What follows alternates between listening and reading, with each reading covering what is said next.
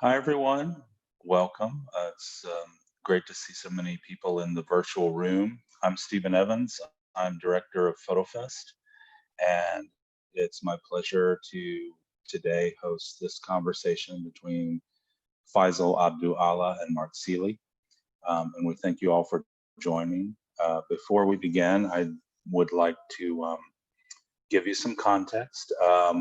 Mark, and I'll give more of a bio in a moment, but Mark, of course, is curator of the central exhibition of the FotoFest Biennial 2020 exhibition, African Cosmologies.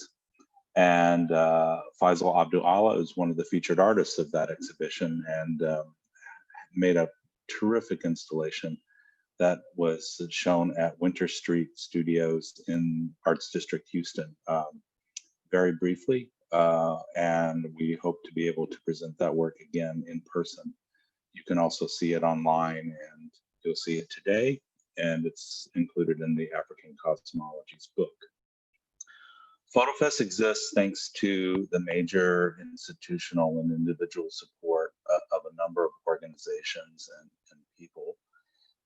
They include the Brown Foundation, Inc., the Houston Endowment, the National Endowment for the Arts, the Texas Commission on the Arts, the City of Houston through the Houston Arts Alliance, the Philip and Edith Leonian Foundation, the Powell Foundation, the Wortham Foundation, David and Martha Moore, the WWW Foundation, Nina and Michael Zilka, the FotoFest Board of Directors, Silver Street Studios, and of course, generous donors to the FotoFest Annual Fund.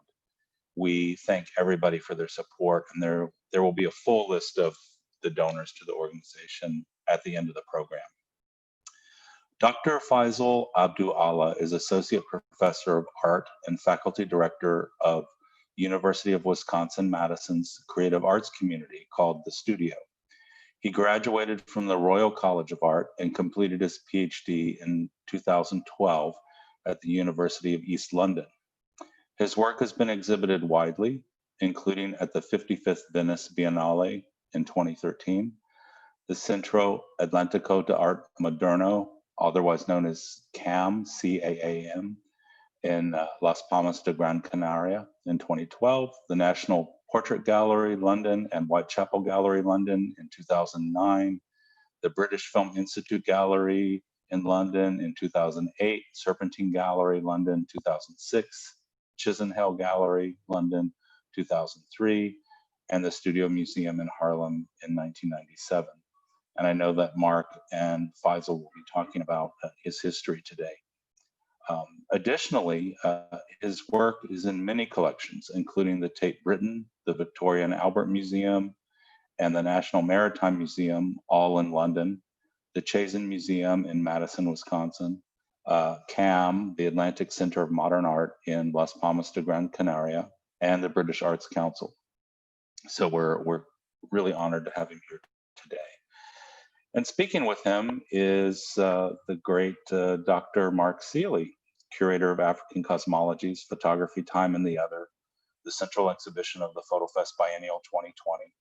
And Mark's interested in the relationships between photography and social change, identity politics, race, and human rights. He's been director of the London-based photographic arts institution Autograph ABP since 1991, and has produced numerous artist publications, curated exhibitions, and commissioned photographers and filmmakers worldwide, including organizing the critically acclaimed exhibition, Human Rights, Human Wrongs, which was at the Ryerson Image Center, Toronto in 2013, and at the Photographers Gallery in London in 2015. Mark Seeley's most recent book, Decolonizing the Camera, Photography and Racial Time, was published in 2019 by Lawrence and Wishart, and he is co-editor and an author of the African Cosmologies book, published this year by FotoFest and Schilt Publishing, and available through FotoFest, Schilt, Amazon, and other outlets. We are really excited to have them both here today, and I'm going to turn the program over to them to begin the conversation. But one last note before I do, You can send us questions through the chat feature in Zoom, and you can also send them through YouTube. So we look forward to continuing the conversation with your questions and comments later near the end of the program. Thank you. Mark, Faisal, come on in. I hope we can. Just press the video. Yeah, there you go. There we go. Video camera. Hi, guys. Hello. Try and get rid of that part. Very good. Good afternoon, everybody. Hi, Faisal. Hi, Stephen. Thank you for the introduction. Pleasure to be here and there at the same time. We do like this kind of transatlantic continued dialogue, if it's possible to have. It's amazing what technology can do. It's terrific. Yeah. Thank you for being here. Great. So could we have the first slide up? Is that possible? Oh, that's great. So I guess for me, I just want to start at the beginning. And in 1991, I made a huge shift in my own life where, I changed my name. My name changed from Paul Duffus to Faisal Abdu'Allah. And that was a significant shift for me as a human being, but also for me as a practitioner. And this happened as I was entering the Royal College of Art in 1991. So, I applied under the name of Paul Duffus. And when I arrived, they had to change all my documents over. And this made a significant shift in my work. So this is the first piece I made under my new guise, my new identity called Thalatha. And the whole purpose of this piece is called The Three Truths. And my MA was in printmaking, but I was fascinated by lens-based media, but also the way in which materials and ideas can have form. And essentially it's a photograph of me in three positions of prayer, screen printed onto glass and constructed in the shape of a pyramid, and dimensions roughly around 19 kind of inches in height. But this was a very significant work because it kind of signaled a direction of my own spiritual ascension, and thinking about this notion of kind of faith, and thinking about this notion of hope as a superpower. So Faisal, I just wanted to kind of interject if I can. I'm just wondering, what the driver was behind that. I mean, there must have been a point of, what's the word, kind of conjuncture, if you like, a kind of crossroads, and there must have been a decision made to go in which direction and why. Yeah, I think a number of things. Is one is the fragility of making that step of transforming or losing one's name and having that discussion with family. So my father was a church minister, so we had these huge fallouts of him losing his son. So this notion of me feeling almost like a ghost, feeling transparent, feeling very vulnerable. And at the time I was on an exchange going to Spain. So these photographs were taken at sunrise in Spain. And I wanted to find a way that I could almost like cast a shadow, cast an impression with an image, and find a way to create an image that talked about these three states of being. And the three states of being this notion of these three truths. There's your truth, there's my truth, and the truth. But also the work only kind of documents my headspace at that moment. So as a 21-year-old, young person in London with parents from the Caribbean, this work in some way was the kind of a launch pad that allowed me to bring these very personal kind of ideas and possibly this 2 or 3 year journey and invest it into a piece of work. Because I was tussling with Paul Duffus, tussling with the history of Christianity, tussling with the legacy of slavery, tussling what my previous ancestors before slavery were making and functioning, and try to invest all of that into this one piece of work. You're very young at this point. It's 21, heading to the Royal College. I mean, in many instances, that's a pretty successful trajectory in terms of a young artist and a career. Heading at the age of 21 to the Royal College, which of course, way back in that day, didn't have that many black students involved in it, let alone faculty staff. I mean, it would have been quite an alienating journey in any roads, whether you went there as Paul or whether you went there as Faisal. So it must have been seen, I mean, and especially what was going on in the understanding of kind of Muslim cultures in the UK, Yes. it must have been seen as a kind of, or the possibility of it being seen as a hostile turn to the institution, if you like. Yeah, and that leads to the next image. So if I got the next one. So, you know, being the, you know, one of few faces at the Royal College, it was kind of hard to reconcile living and making. So, you know, Monday to Friday, I'm in the Royal College, you know, and then on the weekends, I'm back in my community. And then the community looks upon me as this kind of alien who now is highly educated, and people are very mindful of what they say around me. And navigating these two spaces is really, really stressful and problematic. And it was trying to find a way to bring content, bring my identity, you know, through my, you know, my time at school, and trying to get my professors to try and understand that. So I was listening a lot to, you know, a lot of stuff by Lakeem Shabazz, Ice Cube, just as a way of finding different forms of identity. Because within the UK, you know, we get a lot of influences from the Caribbean, from the continent of Africa. And for me, you know, rap music at the time and the references were in line with my kind of reversion. So if we go through some of these images, these are my dear friends, and we all went through the same transition or the same reversion, whereby we relinquished our Christian names and embraced more Afrocentric names. So I made this piece in response to an Ice Cube song called I Wanna Kill Sam. And it was kind of loosely linked to what was happening in LA with Rodney King. And this was the first piece that I worked with, not worked with found images, but worked with photographs. And as I said, my training as a printmaker, I was curious about how I could make these bodies have more presence, have more volume. And if you go to the next one, then they turned out as screen prints onto steel. And in the transition or the transformation of that image, when you went up close, and you can keep going through the images, on close inspection, they were heavily fragmented. So the closer you got to them, the more the bodies became distorted. So the closer you got to them, they became more consumed by their own abstraction. And it was a way of me trying to somehow, you know, take back the way in which the Black body had been presented in popular culture.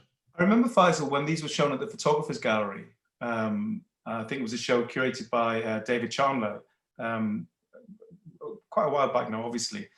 There was an anxiety around the work, wasn't there? That it was kind of propagating a kind of hyper Black masculinity that didn't in many ways serve a kind of reading of the Black body, the Black male body, as a kind of empathetic kind of space that we want to embrace. It was one of those moments where the work was like pushing back really strong and talking about levels of violence on and against the Black body that I think much of the audience didn't quite get.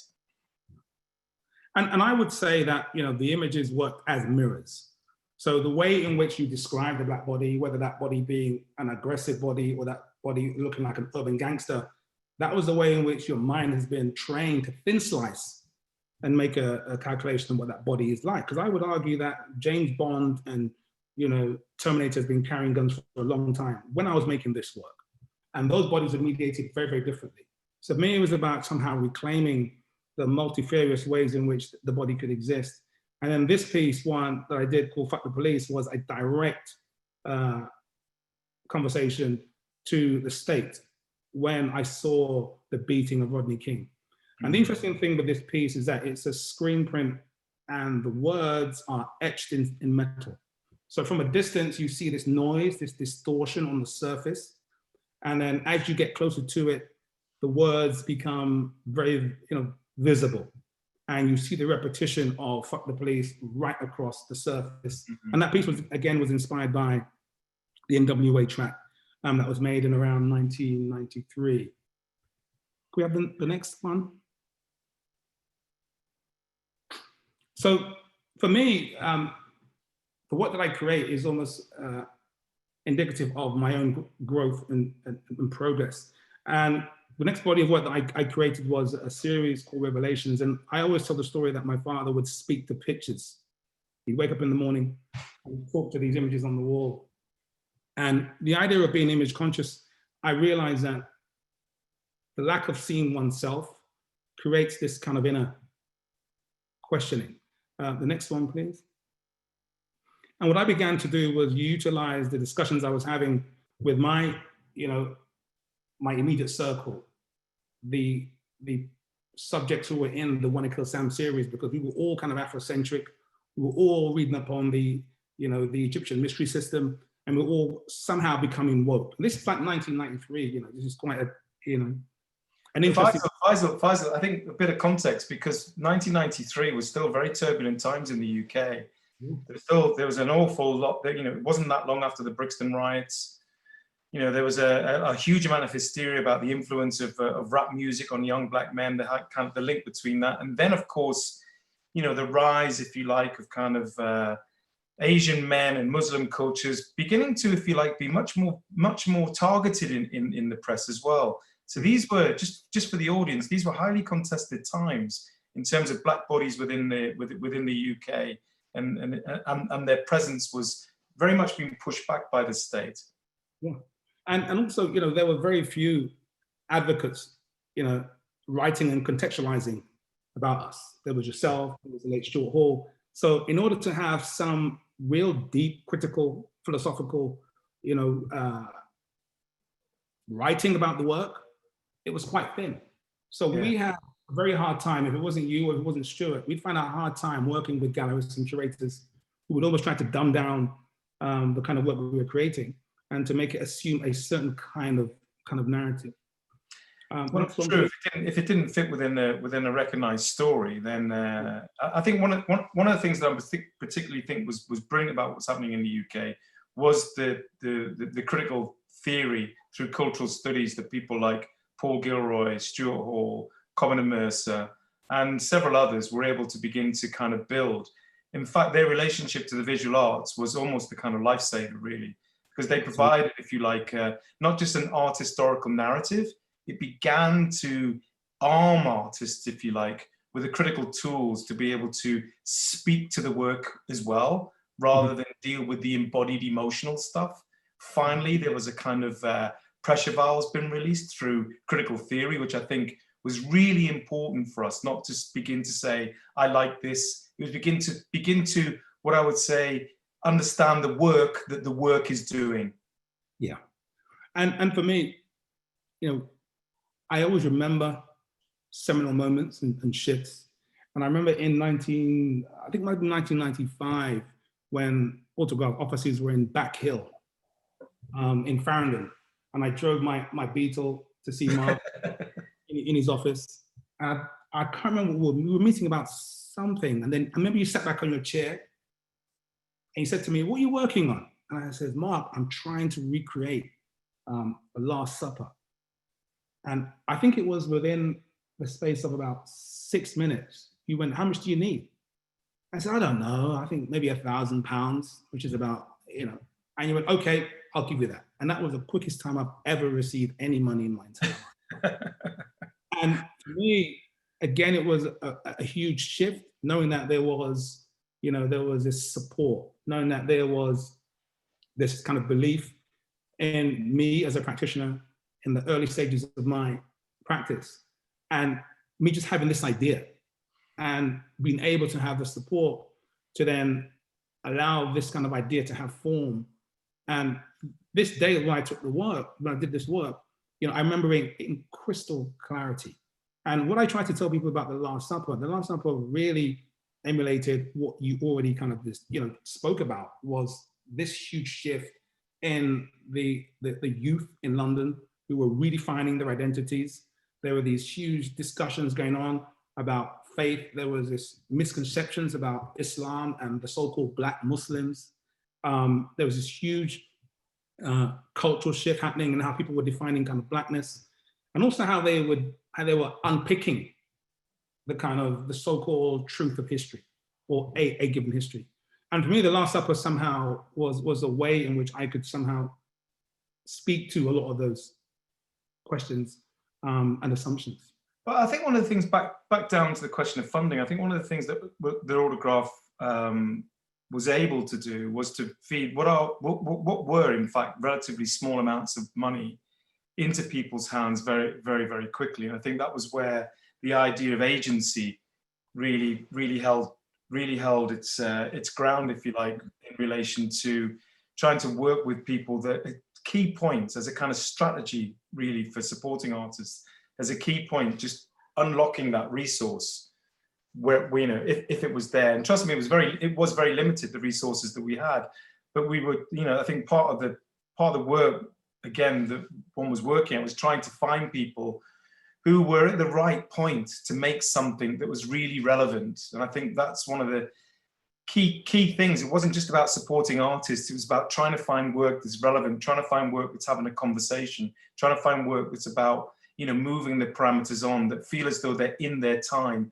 And also at the same time, and I quite like this metaphor, working in both directions at once, which we talked about during African Cosmologies a lot. It's like picking up the past and at the same time investing in the future. And by the time you arrived in that office in 1993, just to push back on there, it was a breath of fresh air to have an artist who was prepared to do and say the risky things, right? The things that needed to be kind of put out there in the world. Yeah, because for me, you know, the Wanna Kill Sound series that I made whilst at the Royal College of Art, I was told, I think it was 4 weeks before my MA show, that I wasn't allowed to show my work. Wow. Because my professors told me I am not like that. And it was, again, it was like at this very early stage in my practice, getting that kind of pushback. And all my peers, you know, people I was studying with were David Ajay, were Chris O'Feely, Johannes Verkeller, Sue Stockwell, and they all rallied around and gave me a lot of support, to the point where I told my professors that, well, I won't show any work anyway, and I don't really care, because I've had 2 years of you know, great camaraderie, and I've been all around the world, but luckily they buckled, and I was able to show the work. Next slide, please. So for me, you know, Faisal, just to interject, I remember when this piece, if we go back a slide, please, when there was also a part of this work, there was a very large wooden chair. Yeah, that's right. And it's interesting that we'll come back to the idea of the chair as a place of contemplation a bit later. But within this piece, if I remember rightly, there was a chair, was very similar to one of the chairs that was in the work as well. So you're almost invited to sit at the table through this chair, correct? Correct, yeah. So when this was shown at the Royal College of Art in the show called, I think it was Make Believe, we had The Last Supper 1 and 2 shown side by side. And in front of the piece, one of the chairs that the subjects are sitting in was placed in front of the work. And people would come along and sit and look at the work and say, well, Faisal, there's only 12 people in your Last Supper, and there should be 13. Who's the 13th person? And I said, well, you work it out. So for me, that was thinking about this idea of the photo as possibly an installation, or the photo as an object, and thinking beyond the realms of just, you know, this two-dimensional thing, but something that was more kind of experiential. So for me, the next one, slide please, where we talk about this notion of relevance. And at the time when I was making this piece, I was working in a barbershop. So I learned to cut hair when I was in America. I came back, and while studying at the Royal College, Monday to Friday, I was at the Royal College, and on the weekend, I was working in a local barbershop, cutting hair. And the more and more I got to learn to know my clients and learn to juggle the idea of this other space, this other cultural space, I began to think of conflating the two and bringing some of those ideas, bringing those stories, bringing that lifeblood into the work. So this piece was made after the senseless killing of Stephen Lawrence, a racially charged murder. And it was the police who were extremely lethargic in bringing this case to being prosecuted. And the interesting thing for me was these are bodies in a morgue, but they are screen printed onto paper and wallpaper pasted onto the wall so that they never exist as a physical, movable object. The only thing that can happen to them is that when the work or when the show is over, they're scraped away. So in some ways, they mirror our own existence. that we're here for a time, and then somehow that thing gets scraped away. So if we go to the next one, and what normally is in close proximity to that space is this glass coffin, and it has the face of the General Lord Kitchener, who was known as a celebrated general, and he's like the UK equivalent of Uncle Sam. Appears on all of these posters, celebrated, decorated, but somebody who inflicted a lot of pain and suffering on his exploits to Sudan. And this piece was the first time I'm working heavily with installation. I had the space mocked with the same spirits that they would clean the morgues with. There was an air conditioning unit in the space, so the space was very cool. And there was some Gregorian chant music being played. So it was very much kind of an experience. And it was almost like a way of just memorializing the life of Stephen Lawrence. Again, Faisal, I think the idea of kind of taking people on a journey, I mean, the embodiment of the experience within the work has always been part of the, pardon the pun, but part of the DNA of what you've been about really as an artist. Mm-hmm. And I think, well, that's partly the radical turn, is how the engagement with the work is not just about looking and seeing, it's about creating that space where you are actually feeling what everyone's talking about now is the praxis of the work, the body, the embodiment of the work, if you like, is really about taking those people, taking the audience into a place of sometimes discomfort, but possible understanding, or possible understandings. Mm-hmm. And I think for me, one of the main things is in the process of making the work, because I get involved in the execution of the craft of the work, that in itself is a ritual. So when I'm mixing the ink to screen print, the image of Lord Kitchener onto that coffin, I'm putting stuff into the ink that somehow charges the work. When those large posters are being screen printed, I go to the production space and I ask them to put these liquids within the ink, and they look at me in this really strange way. So for me, I try to tell them that the works that I create they hold a certain kind of energy and a certain kind of power, even in the same way when I created the Thalatha Hut piece. Those pieces are all charged. And for me, Heads of State was that shift from working within 2 dimensions to thinking about the kind of photo as a kind of as an installation, as an experience. So if you go Faisal, I just want to talk about how the the social politic of the work as well. I think because I mean, in many ways, there's a sense that we're not just speaking to this is not a kind of my internal world. There's always been a degree of kind of social responsibility within the work, which is why I think we've always talked a lot about what the role is. I mean, I want to say it's not like there was that many black artists coming out of universities in the 90s. There's a few of them. I can name most of them on my hands. There's many more now, thank God, and that's great. The kind of sense of I mean, although with high fees now for university graduates, it's reducing, but while there was still grants around and stuff. But I want to talk about the issues of kind of the question of the social and the responsible, even back into the role as a barber as well, and that sense of community within the work. I think it's a big undercurrent and a really important foundation within your thinking. It's not just about you. It's about I mean, talking about Stephen Lawrence, a young man killed, a young architecture student actually killed by 4 white racists in London is a terrible moment, right? Absolutely, and I guess it's a really beautiful kind of segue as we talk about the idea of space, as we talk about the idea of the politics of structures. And and we think about one's social responsibility and how we can look at issues or the complexities of difference through a myriad of different lenses. So when I had this constant volley of trauma against bodies that look like mine, and not trying to make it black or white, I remember I came to see you and I spoke to you about me creating this kind of installation, this object. And I said, Mark, I want to create this thing, I want it to be an architectural construct. And you was like, well, maybe we can get David to do it. And David Ajay was just on the rise as a star architect.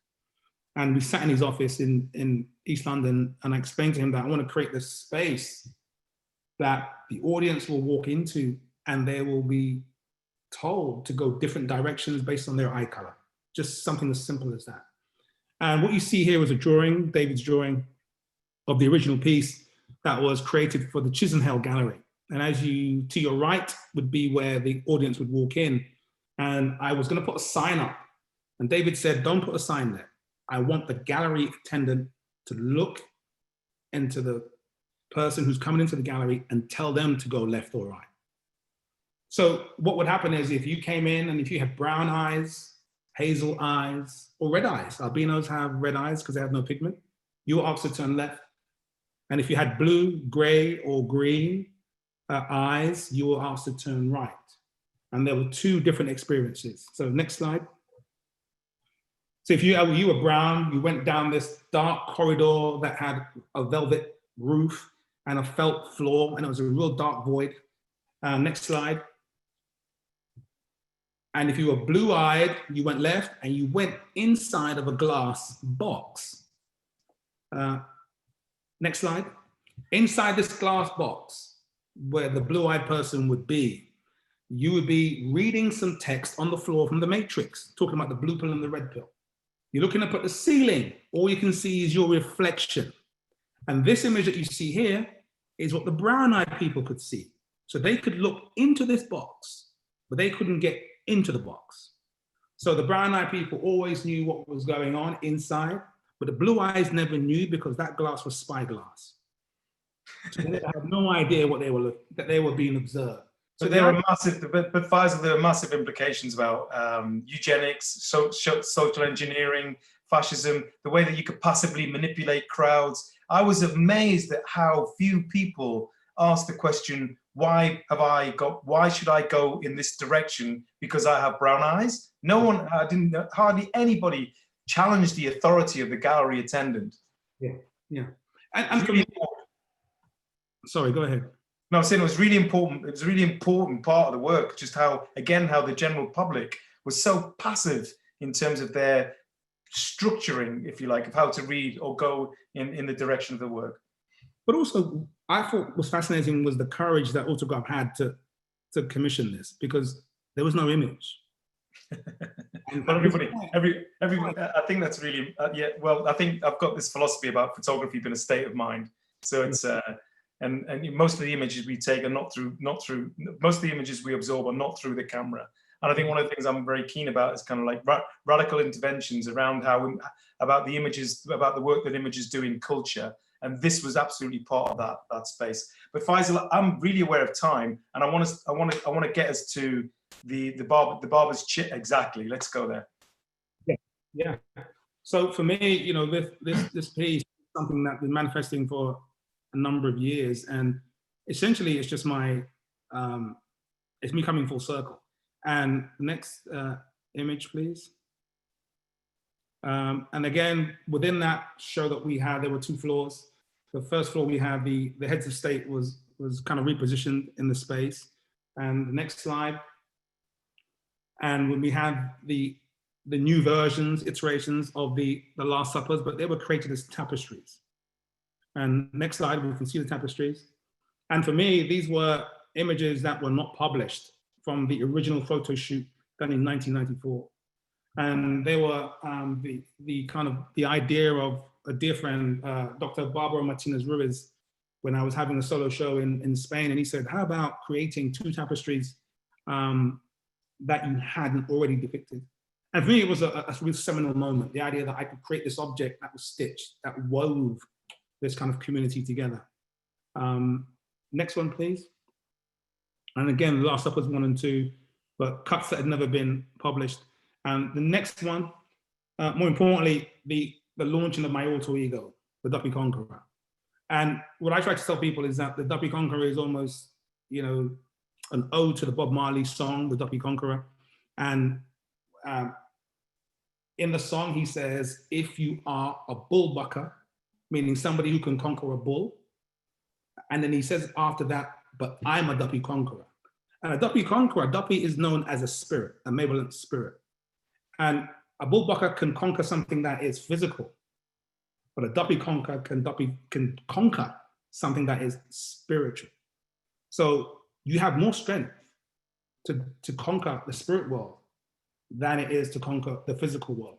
So my character is this spirit that visits me and allows me to kind of create these works and becomes the gadfly for the institutions.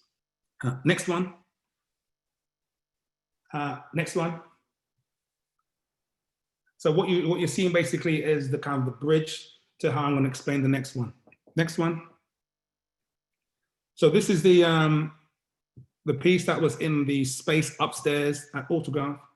Now, as I said to you before, I was, I trained as a barber while I was studying, and I would perform haircutting and do a thing called kind of live salon.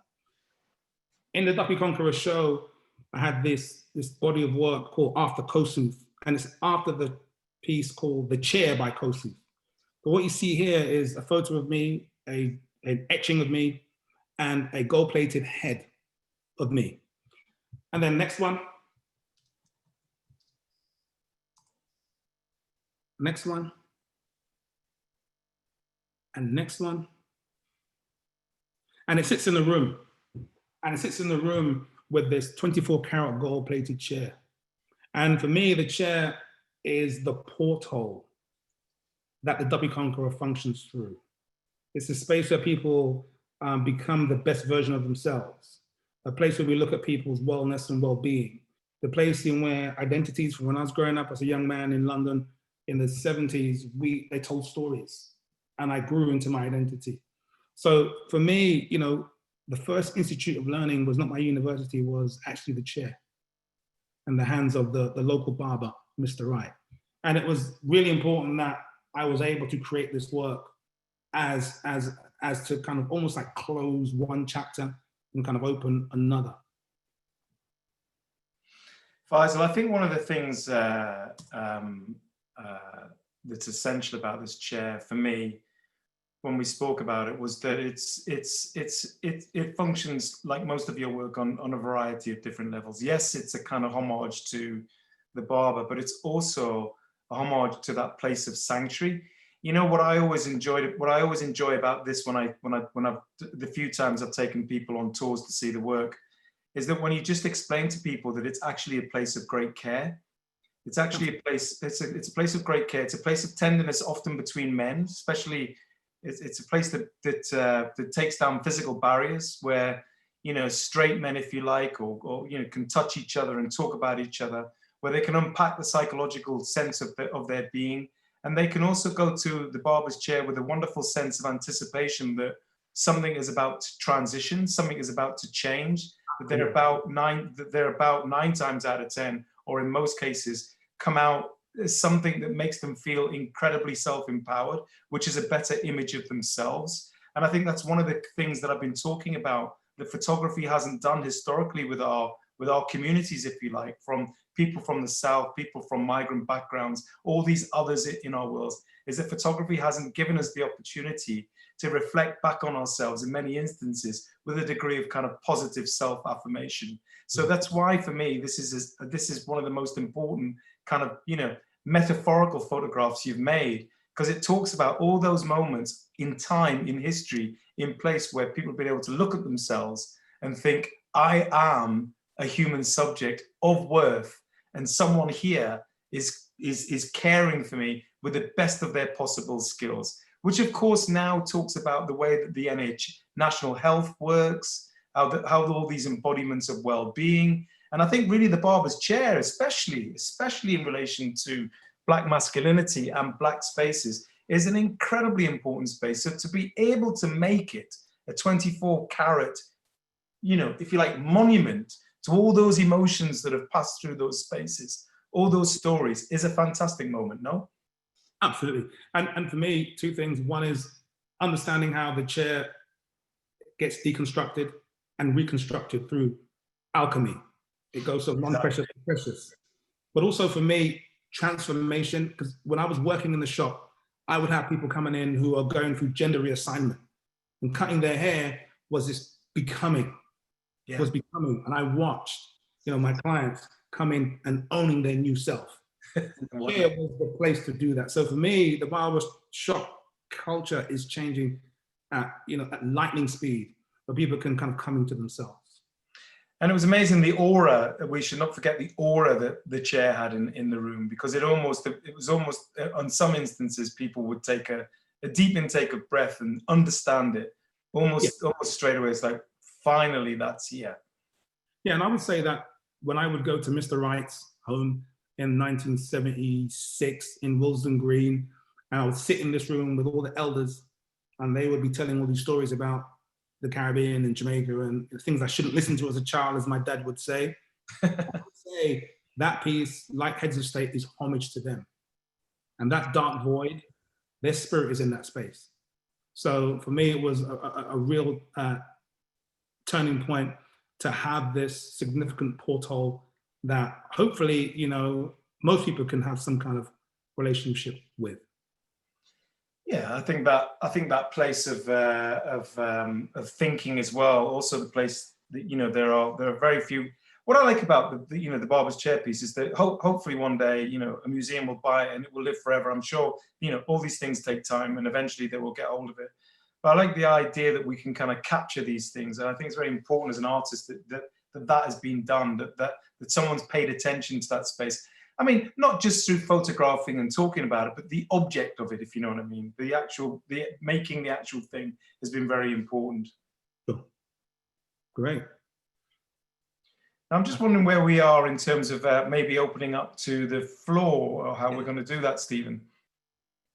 Yeah, I invite questions from the audience, and we have some that we've received already. And I just wanted to remark that I love the conversation you're having. It feels like an intimate studio visit, which is really special, and it's great that we can do that through this technology. We have a question from Ezi Adisi. I hope I pronounced your name correctly. Okay. How do you see, and it's to Faisal, how do you see your career and experience as an artist being different today had you not come into the knowledge of self and sought self-definition early on? I wouldn't be here. And I think for me, it really is about living one's truth. And I think the idea of self-definition, for me, it's about reimagining.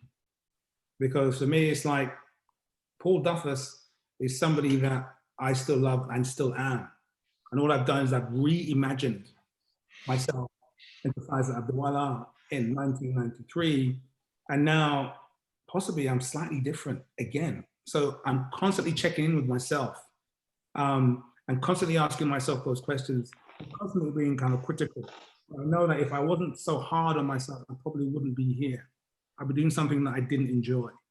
And it's not easy, but I guess that's my kind of short response to that. I don't know if Mark's got any thoughts on that.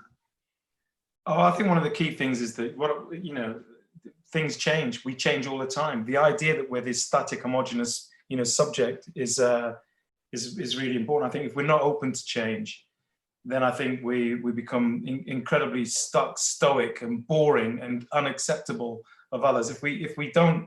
One of the things I loved about working with people like Stuart Hall, for example, is he understood that we are fluid, that we are multiple selves. There isn't a self. There isn't one of us. There isn't a kind of essential black subject in any shape or form. And that's what we have to present. If we can't allow the multiplicity of ourselves to be part of the making of our conversation, then we will always be framed by somebody else. And if we don't own that framing, then we can't own the story.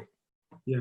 And I think to just add on to Ezi's question, and he's a very dear friend, I think the idea of coming to knowledge of self, a lot of the younger artists coming through may not have that. How can I explain it? They may not be fortunate in that way because they've been bombarded by so much information that to find oneself, to find that unique self is hard because sometimes they're always looking at somebody else's reflection. So I think it's going to be really, really important, moving forward, I think for younger artists, is to sometimes have some time for isolation. And I think this pandemic sometimes has allowed people to do that, space and time for more reflection. I think also one of the things I've noticed, I think one of the key things is that things do take time. I think the trajectory, the arc of having recognition within your career does take time. I mean, I think there's a certain sense, I think what social media has done, or what the internet, or what digital lives has done, is tried to make everything immediate. I think if you're in it for the long game. And I think the amount of, if rejection was a dish on my plate, then it's a massive big pile of mashed potato, which I can't even begin to eat. Occasionally wading through that mashed potato, there might be a little vegetable, a little green thing, which you can just take and grow somewhere else, and something can happen with it. So it's been, opposition to difficult ideas will always be there. The question is, you have to find alliances. And you have to be, and you never know where those alliances are. And you never actually know where sometimes even in what we'll call safe spaces, where your kind of enemies might live. So you have to be very clever with where your alliances are. And that's the strategy you have. And some of the best conversation I've ever had are with people that I would never have imagined I would have them with. I think that is a perfect segue into the next question. And you've maybe partially answered it, but I think there's more to explore with it. And it's from Wasi D. First of all, they say many thanks to both of you for your sharing and generosity. Really sad that the talk can't be longer, but we've made it a little bit longer, so I hope you're still there with us. A question for both Mark and Faisal. What advice would you give to Black student photographer artists and other artists of color attempting to do work that is critical, provocative, and mindful of our social situation, whilst having the value of the work diminished and constrained by white instructors or other gatekeepers at institutions? Migo, oh God, I think this is this reminds me of a question that I've been trying to answer for the best part of 30 years. I think, what, one of the key things about the art world is, it's institutional kind of makeup. It's very difficult to have conversations with people who don't get what you mean.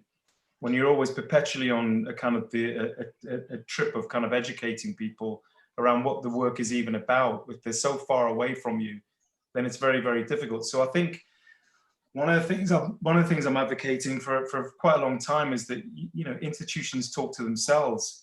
So I think what we can do though now, which is what we're doing in many ways, is to build conversations outside of those institutions. I mean, Autograph in many ways is an institution now, but it comes out of arguing about the need for different types of institutions. So if that's a sign, if that's a beaker, and I think what people like Fiesta Gates have been doing, I think the Studio Museum in Harlem way back in the 60s, I think there are collective ways of being and having the work recognized. So although the white instructors or the gatekeepers in institutions have a lot of power, we also can, empower ourselves, and eventually the conversations have to happen, because 9 times out of 10 the work is relevant. So people like Sunil Gupta, people like Faisal here, the work that Thelma Golden's done, people, people like Gordon Parks way back in the day, James Van Der Zee, gosh, I mean, Dawood Bey, I think they're really relevant people, but they've all met this oppositional space. But eventually, I hope that the tide will turn in relation to getting through the door. I've seen a lot of changes in institutions, actually, since 1990. I've seen a lot of people want to do different things and want to try and keep open the door. But the problem is that sometimes it's opened and then it's closed very, very quickly. So that it's about sustainability. And I think for me, as a practitioner, I always say it's very important to work on your craft. That is so important, And I know Mark would always say about Autograph creates the conditions for excellence to thrive. But I think it's important that, as a practitioner, you work on your craft. And the second thing, you have to be unrelenting. You have to be able to embrace failure and You have to almost like build a wall around you of philosophy, of things that you gravitate to, that can feed your work. So if you're informed by, the writings of, of Ice Cube, if you're informed by the kind of the lyrics of, I don't know, John Legend, whatever it might well be, but those are your informing theories. And don't feel that you have to be, align yourself with what the art world says. You must read Foucault, you must read Derrida, because all of your research is of value. So understand your own center, your own core, your own work, and you have to practice, practice, practice, and understand that the art world is this big monster. It's a machine, and there are some great people, but there are some people that don't have the best intentions and want to always compromise your work. And it's really, really important to just continuously make and be relentless, and know that it's a long haul. It's not a sprint. It'll take time. I don't believe that I left university 27 years ago, and it feels unbelievable that so much time has passed, but it goes past very, very quickly. So I would just continue to just be dedicated and read, and really have enough informing theories that kind of can back up and support your work and build a good network. Faisal, I was curious about the rationale behind the potential censorship of your work when you were in school. What were the reasons you were giving, and how did you counter them? I mean, for me, it's very indicative of a book that was published called Art for a Few. And it talks about the inherent prejudices within the art school in the UK. And for me, my professors were extremely well known, extremely well renowned, but they were from the 60s. So for me, bringing in this kind of representation with the level of profanity that was in the title, they felt that there was some kind of racial thing that I was trying to charge the students with. And they felt that, knowing me as a practitioner, that these works did not align themselves with the character that they perceived who I was. So I remember the PR lady from the Royal College wanting to use my image to advertise the college show. And the rector at the time, Jocelyn Stevens, said, no way will this image advertise the 1993 Royal College of Art show. And furthermore, neither will this student show their work. So it came from the top. So for me, wow. It was, so, and how do you reconcile something like that as a young person trying to understand the art world? But what was my saving grace was just reading and understanding that this has happened before. And the idea of having sound wisdom and knowledge of how the Harlem Renaissance came into existence, and understanding how, the history of the jazz musicians. And for me, it was just a way of building a sense of resilience in the work and saying, well, actually, if I'm not allowed to show this work, my only work, then I will have an empty space. It was almost like a protest. So I learned the idea of protest and activism very early.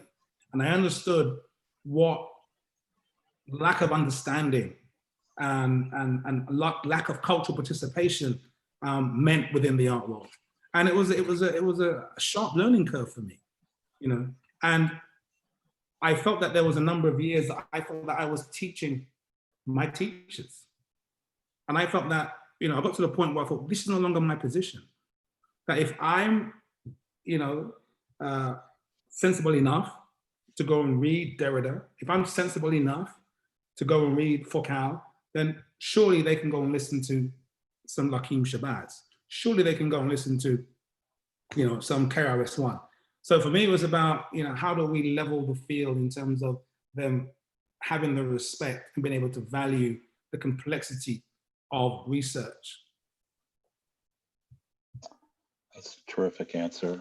We have a very interesting question from Ben, and and it relates somewhat to the current situation in the United States, which, Faisal, I know you're in the UK right now, but I know you watch it closely, as do you, Mark.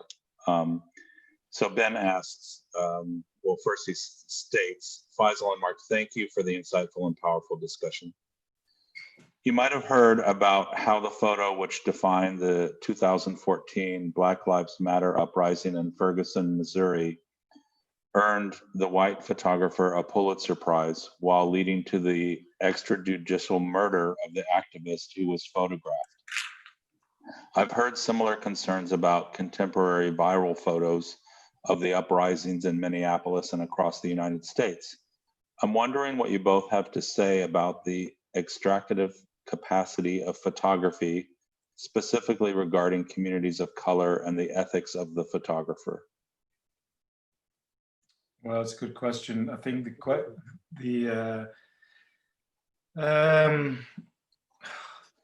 question of ethics and photography go hand in hand, don't they? I mean, this is, I guess, one of the things I've argued about is how do you, it's in there with, I think the best text I've actually had that talks about this project is by an academic based in the States now called Ariella Azoulay. Ariella Azoulay talks about the civil contract of photography. And it's really important that we kind of like take that on board. It's like, if you're out there and you're working as an artist with a camera or a pencil or any other thing else, it's like, what is your responsibility here? And I think that's a question that you can only answer from inside. What is your intentionality across the purpose of that? If it is to go out there and emulate and extract and take and put nothing back, then in many ways, that's part of the colonialities of photography. That's part of the colonialities of being. That's part of what capitalism does. It extracts from, you know, it just keeps on taking. The question is, if with a lot of the artists that we've been working with within the field of photograph, is like, how do you put something back? How does someone like Sunil Gupta go to India and talk about gay rights within his practice? How does he do that? And it's often, and that's not about taking anything, that's about working with. And I think photographers have to understand the vulnerabilities of going in there and simply extracting from communities. People have done this. This is one of the age-old problems within, you know, documentary photography and this form of practice, is that people charge into spaces, imagine that they can take a definitive picture, glorify their own career, and leave a wave of exposure and vulnerability behind them. So for me, that's unacceptable anymore. You have to consider that. And I think one of the key pieces of work that addresses this piece was Alfredo Jar's piece, The Sound of Silence, which was actually in Houston a good few years ago. And it talks about the very, very, very, very critical space of taking photographs and how you work with them and what you do with them in the public realm. And for me, just to add to that, I know time is on us, but in my practice, there's a level of social practice. So I do work with communities who have been in, you know, difficult situations, and teach them how to use the camera, teach them how to, you know, be image conscious, teach them how to have an eye that is more discerning, teach them how to be empowered and responsible and be critical of what images are around them. And I did a piece called Adiv a few years ago, and it was a 30-foot portrait. And the first two people in that portrait, I asked them, who do you trust in your life implicitly? Somebody you would put your hand in fire for? And they gave me a name. And I invited that person to my studio and photographed them. Then I kept asking that question until I had this 30-foot image that every person to the left of that person was a person that they trusted implicitly. And the 22 people were completely in love and extended that love to their circle about this body of work that they had almost like co-curated. And I think the whole notion of social practice and the way in which we as responsible practitioners, you know, bring the public or bring, you know, people who are creatively curious into the realm of making, that's a huge responsibility. And I don't think everyone has the qualities to do that, but I do think some artists are opening up some wonderful opportunities and doing and creating some great alliances for young people to now step up and feel confident to participate and bring their identities to the forefront. You know, I think there are people that have generally, you know, on the other side of that, there are people who have done some fantastic work with, you know, with communities that they might not necessarily be part of. I think people like Jim Goldberg have done fantastic work.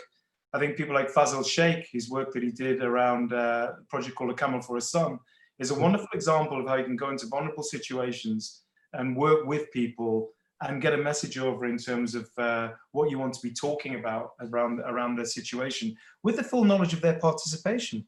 Yeah. I mean, I think there is an absolutely schizophrenic nature with people with cameras. I think there are those that are trying to sell, and there are those that are trying to make work.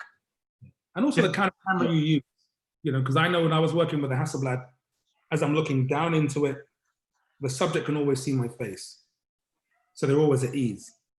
And when you have a camera that's in front of your face, it generally deters people. People feel uncomfortable. So I think also the mechanics of how we operate as documenters is a really important one. And those sensitivities to those vulnerabilities. We had a talk with Ida Silvestri, whose work is a great embodiment of how to deal with that question. I happened to be watching news coverage of protests in Minneapolis, and the reporter asked a protester their name, and the response was, "I'm not going to tell you my name." And the reporter said, "Why?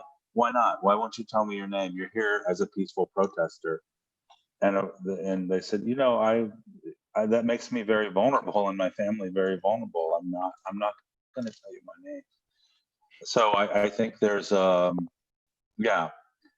there's a level of disregard for the subject, and that's a legacy of photography, certainly, right?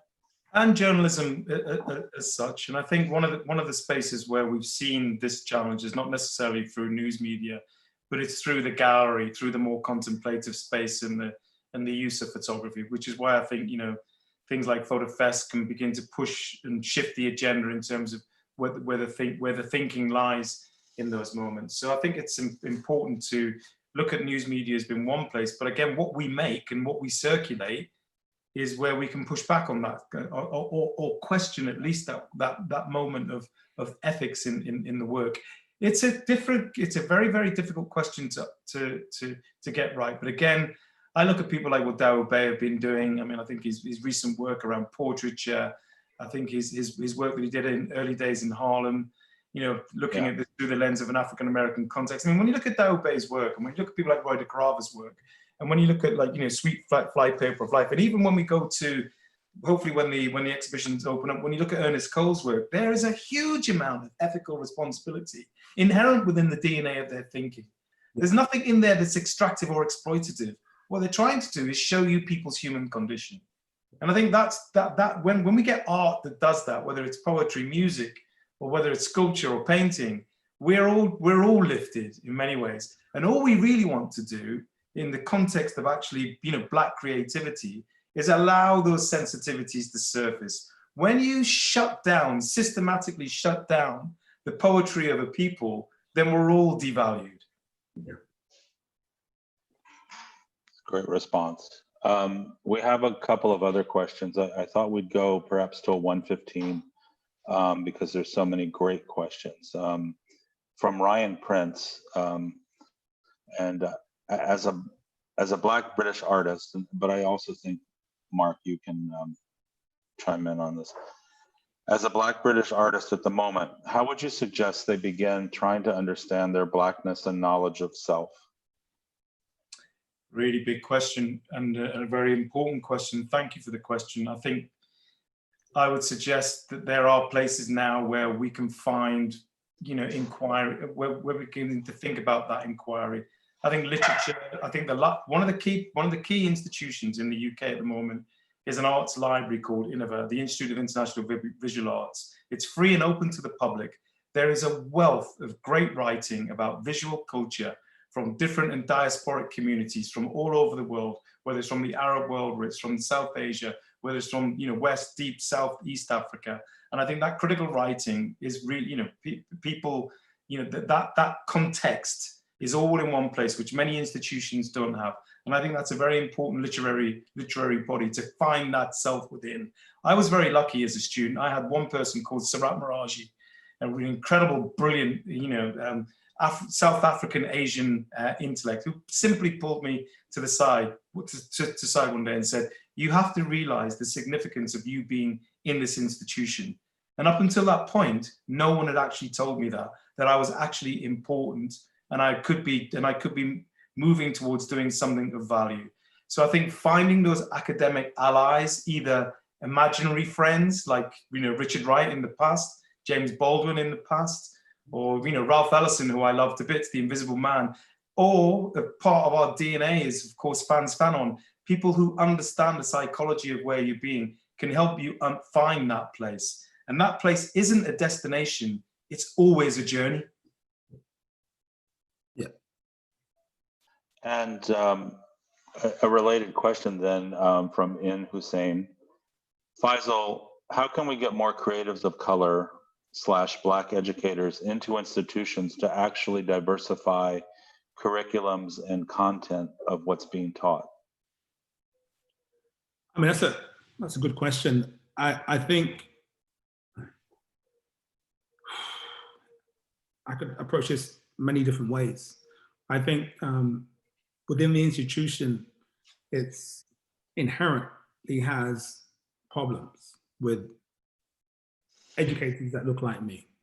The institution inherently has problems in teaching a curriculum that is relevant. And that would also be taught maybe by somebody that looks like me. So I would suggest that they build, like what Mark was saying earlier, and I said it earlier, about building this wall around them where they're informing theories. You go to Innova, you go to these places to really build up that kind of language and where you're placing yourself. And then I would just apply, because for me, my time working in academia has been, it's been great. I've had some great people around me. I've been able to garner a great spirit from my students. And I've also been able to feed my practice at the same time. So I would say that the key to getting into being an educator is creating your work.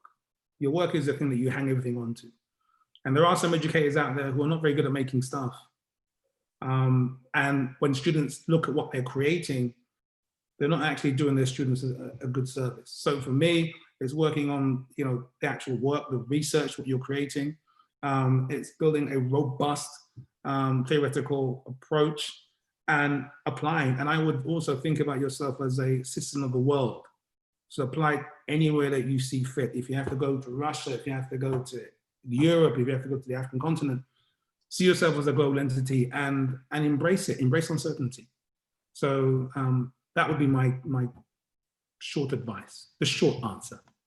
And seek counsel in scholars, academics. If you find my email address, email me. I'm happy to give you some kind of advice. And I think sometimes people are afraid to reach out, and sometimes it's just an email away. So they always say the silliest question is the one that's never asked.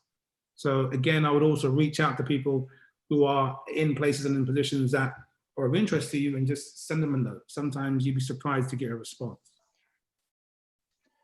We have, it's been such great questions and many thank yous. It's been a great community that's looked and listened.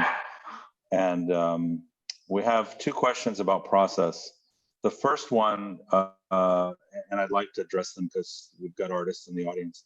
How long do your projects take to make? How long do you typically spend on a project? For me? Is that for me? It's for you, yeah. Yeah, I work very slow. So I think, Mark, we spoke, when was it, 2016, about the chair? Oh, probably, yeah. Yeah. So my lead, and for me, I take about 2 years to make a piece. And I have a bank of ideas. So now I've got some stuff that I was thinking about, 3 or 4 years ago that is coming into kind of existence maybe next year. I'm a very slow worker. And a lot of the work that I do, the lens-based stuff, sometimes is kind of studio-based, because I can't work out in, you know, in the natural space, because things move so quick and I work very slowly. So it's understanding your own clock, understanding, you know, how you move, understanding your timing. And there's nothing wrong in that. I'm not a procrastinator, but I just have to think things through. So I have the idea, then I think about the vessel, the material that this thing has to sit in. And then I have to think about the space that it sits in. And I think about what is the experiential, you know, feeling that the audience will gain from it, and how does that thing, you know, reverberate? Does it have smell? Does it have sound? Does it move? You know, do they walk around it? So it's all these factors I have to think about when I'm thinking about this piece. And a lot of the making happens in my head. You know, I was saying to some of my students, people encourage them to have sketchbooks. I have a lot of data in my head, and I craft things in my head. And then, you know, like the discussion we had with Mark was a lot of discussion about the making of the work, and, you know, how things are going to be plated and what things could not be plated, and, you know, where we're going to position the thing on the plinth and space. All those things come into existence. I think one of the key things really from a curatorial perspective about artists making work is that I'm always very suspicious of people who know exactly what they want to do. I think one of the things, one of the things I think both me and my colleagues at Autograph, you know, Rennie and Bindi and the team are about, it's about, we don't really like it if people come in and say, can you help me make this thing? What we do is we say, we'd just like to talk to you about something. And I think even recently when we worked in Houston, it was really quite pleasurable to be able to just be part of a conversation about having a piece made. You know, the Budweiser piece that we made was really a conversation, and it was never going to be made until that conversation happened.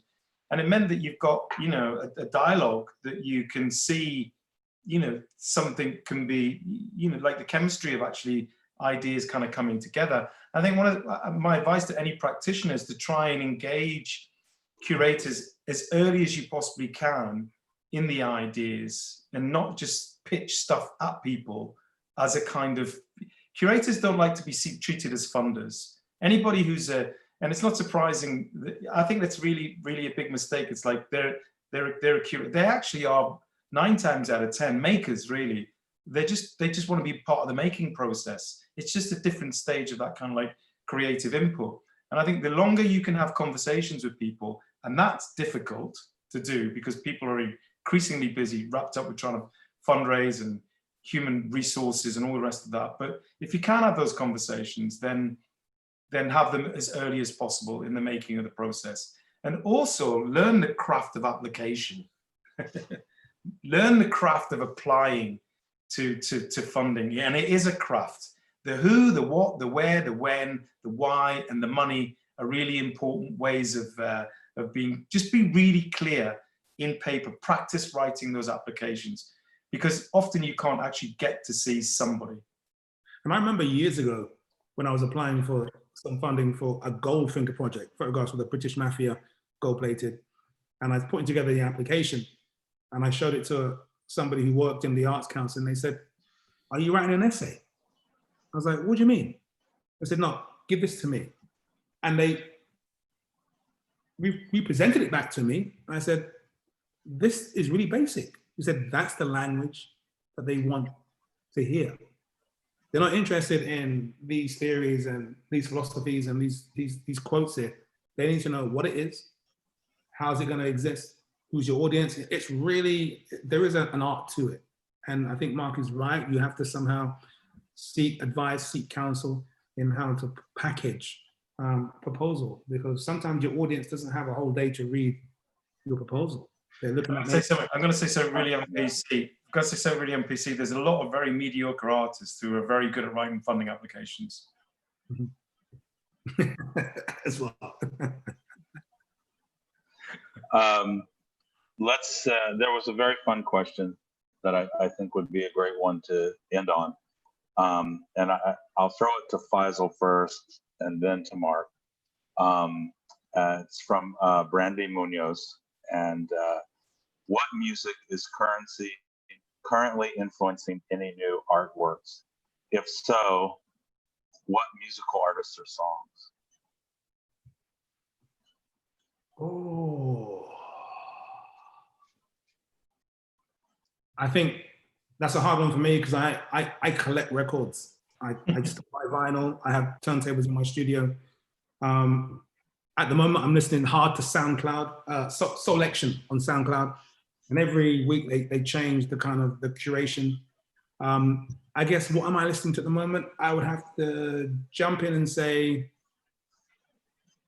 the artist SZA and probably Kendrick Lamar, because I think Kendrick Lamar, it would probably be at the top of my list simply because of the kind of what he's doing visually, I think, and how he's speaking